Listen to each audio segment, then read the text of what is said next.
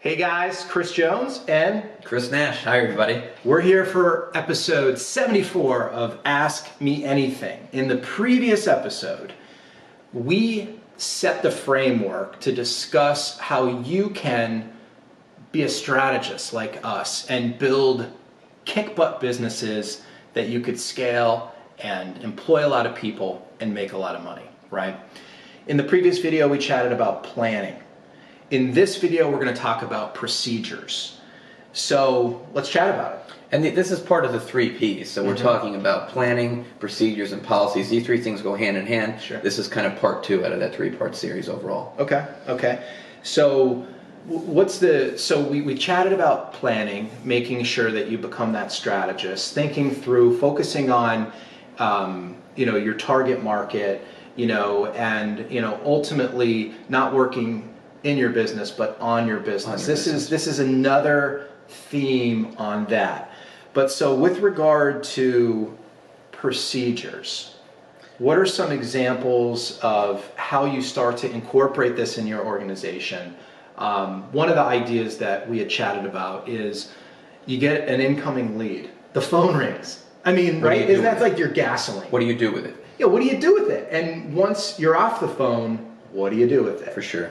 So I think that's a kind of a great opening example of that. And really, I think when you're talking about procedure, you're talking about taking the strategies and the planning that we discussed in the first video, and now it's the opportunity to implement those strategies. And I think when you talk about tactics, this is literally putting the tactics in place within any given strategy. That's really what a procedure or a process is. So to your point about when you get an incoming sales lead, a great example is most companies, after they hang up the phone, even after they've done their initial sales call, they do not have a policy for how they follow up with that customer or that potential client. Okay. They don't. I mean, it's very, very rarely do you get a follow-up.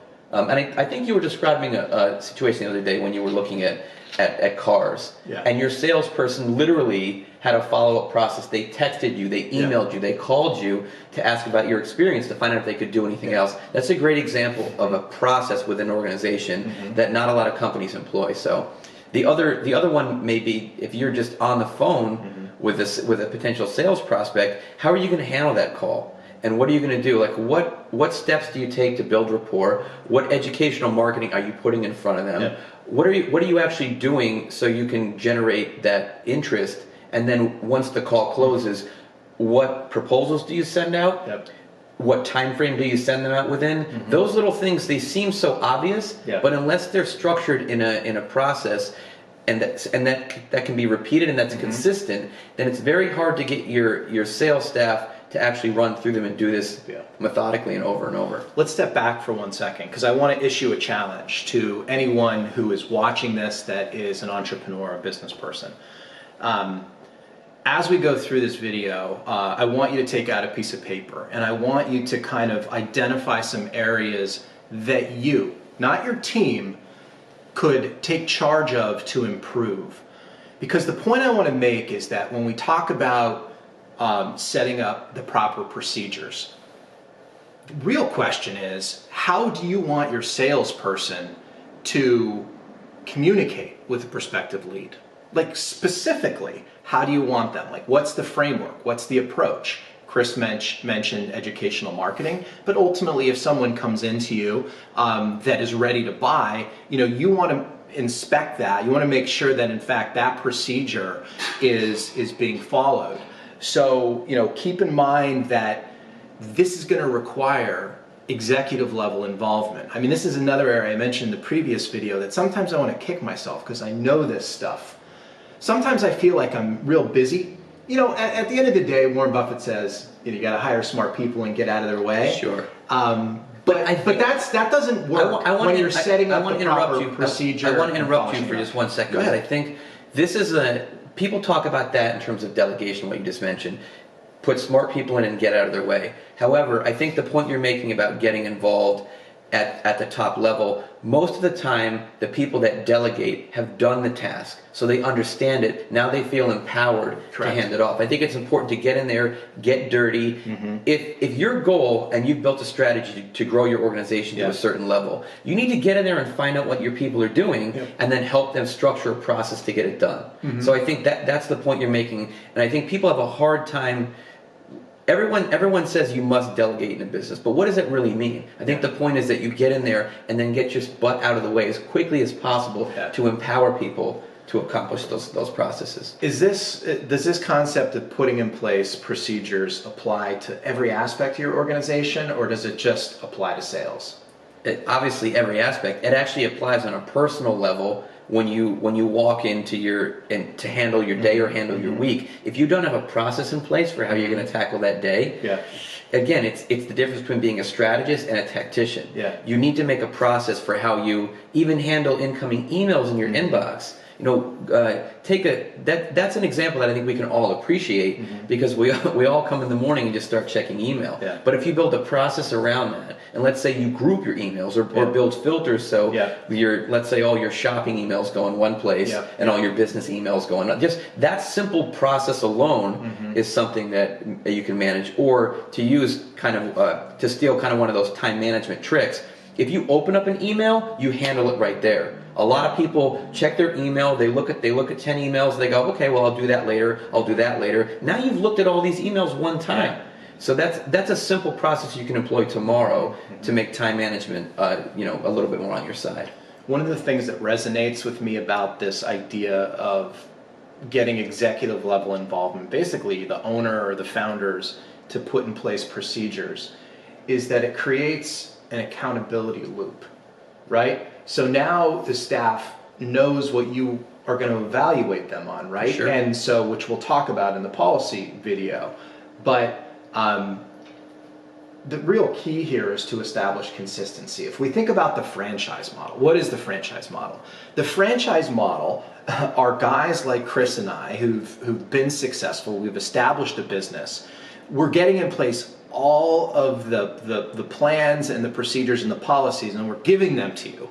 And we're saying, go ahead and replicate it. This particular franchise has already been demonstrated to have a line of customers ready. So consistency. Oh, that's super important. The consistency and doing it over and over. So literally your staff or your sales team or whoever is in your organization, even your sports team and your players, they're doing things the same way over and over. You find the most efficient way to do something, and not that you're not open to outside suggestions how to improve a process, but once you nail down a process that produces the greatest value, you replicate it over and over. So I think that consistency is a big part of this. And again, I think we want to make this relatable. So let's take the most basic example of this. If you need to set your dinner table at night and with your children, are you just going to bring the table out and say, kids, set the table for the first time they've ever done it? No, you're going to get over there. You're going to do it yourself the first time.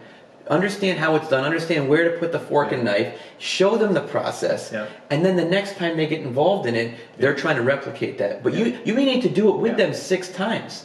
So that's the idea, that you need to get dirty and do it yourself, and you have to repeat the process over and over. Then you come downstairs the 10th time, boom, that table is set up beautifully, and now you can get out of the way. I love that. I love that example, because I think that it really exemplifies this idea of removing inconsistencies in your business so that you're ready to scale it, so that you're ready to be successful. Too often you get so wrapped up in your business, again, fielding problems and fielding all of the crazy responsive things that happen when you're an entrepreneur in the business. But when you kind of remove yourself from it and you focus on, identifying areas that are inconsistent and turning those around so that you have policies in place and procedures in place, I think it's a total game changer. You had mentioned to me this idea that people respect what you inspect. Tell me more about that. There's no doubt about it. It's one of the greatest lines from Chet Holmes's book, and he probably repeats it 20 times. And that's actually a perfect example of the repetition model. He's drilling that into your mind. But in terms of people respect what you inspect, the idea is that once you help set the process, once you get involved and you've understood how to set the dinner table, when you walk downstairs and look over the dinner table, now you're going to know when something's out of place because you've done it yourself. Yeah. And not only that, because you've been part of the process with your team, they're going to know that you know that. Yeah. So you have a much greater likelihood of their accomplishing the goal and doing the process exactly as you've outlined it when they know you can walk downstairs and see it. And this isn't about being Big Brother. This is about building the most efficient and fulfilling process so things get done. Yeah. And I think that's the difference. Like this isn't looking over your shoulder for the sake of looking over your shoulder. This is truly understanding what your employees are doing or what your players are doing on your team to actually get the job done. And I think that's people want to have executive leadership that understands what they do. They don't want them to be clueless. They don't want them not to look down and say, you know what, you're doing an awesome job on this process that we put in place. Yeah. I feel like up to this point in these videos, we've talked a lot about how we would do it. You had mentioned in prepping for this that there are some ideas that you have for how you could use some of your senior people and some of your staff to collaborate, either through workshops or whatever. So, I remember, it was a turning point in my career back in probably 2006 when I realized that I wanted to have in place procedures, but I didn't know enough. I couldn't do it all on my own. And I read a book called The Wisdom of Crowds.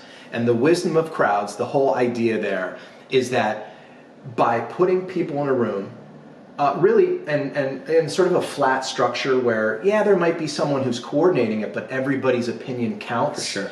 And then sort of polling the crowd, if you will, you come to a better solution or a better procedure or a better policy that way. So have you done that over these years, and how do you think about it here at LSEO? We have, and I think to your point, I think it's important to chunk that down into sort of target areas and problem areas. If you try to accomplish too much at once, so maybe you go into a meeting, you bring the whole group of staff together, and by the way, I would include as many people as possible, and not that you want to have 75 opinions, that's not the point. The point is to bring up potential solutions to a problem, actually have the team feel like they're contributing to it, and then you can collectively come together on some of those ideas that could maybe improve a particular process. Yeah. And you never know where the best idea may come from. So there's one side of this where you need to get involved, so you can understand how it's done at the executive or at the management or at the leadership level. Yeah. But the other idea is make sure you get some of that feedback